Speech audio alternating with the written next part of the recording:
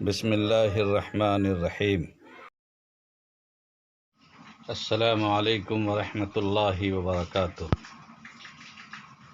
کچھ دوستوں اور فکرمند احباب نے یہ پوچھا ہے کہ وقف بورڈ کے تحت مدارس اور مساجد، قبرستانوں وغیرہ کے اندراج کا مطالبہ کیا جا رہا ہے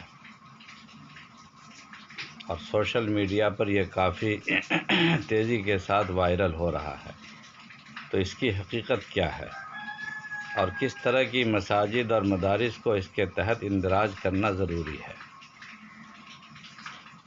اس کا جواب یہ ہے کہ وقف بورڈ نے ایک پورٹل امید کے نام سے جاری کیا ہے۔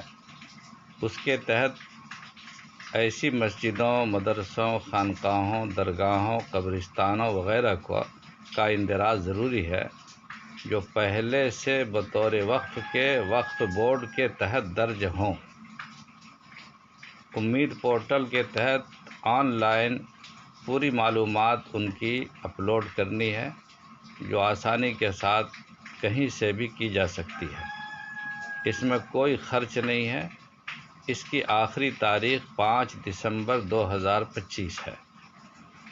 اسی طرح ایسی قدیم مسجدیں، درگاہیں، امام باڑے، قبرستان یا مدرسے کی جائیدادیں بھی اس پورٹل کے تحت اندراج کر دینا ضروری ہیں جو صدیوں سے قائم ہیں اور لوگ ان کو بحیثیت مسجد، مدرسہ وغیرہ جانتے ہیں، لیکن ان کے پاس کاغذات وغیرہ موجود نہیں ہیں، وہ قدیم زمانے سے چلی آ رہی ہیں اور وقف بورڈ کے تحت وہ پہلے سے درج نہیں ہیں۔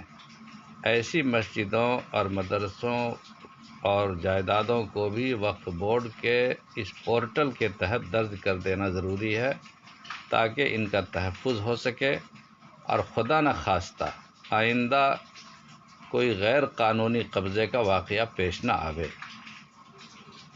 البتہ ایسی مساجد، مدارس یا قبرستان، درگاہ وغیرہ جو وقف بورڈ کے تحت درج نہیں ہیں اور اپنے ذاتی املاک کے تحت مخصوص انتظامیہ کے تحت چل رہے ہیں، جن کے پاس ملکیت کے کاغذات موجود ہیں، ان کو وقف بورڈ کے تحت اندراج کرنے کی کوئی ضرورت نہیں ہے اور نہ ان سے اس کا مطالبہ کیا جا رہا ہے اور نہ وقف بورڈ کے تحت ان کا اندراج کرنا مناسب ہے۔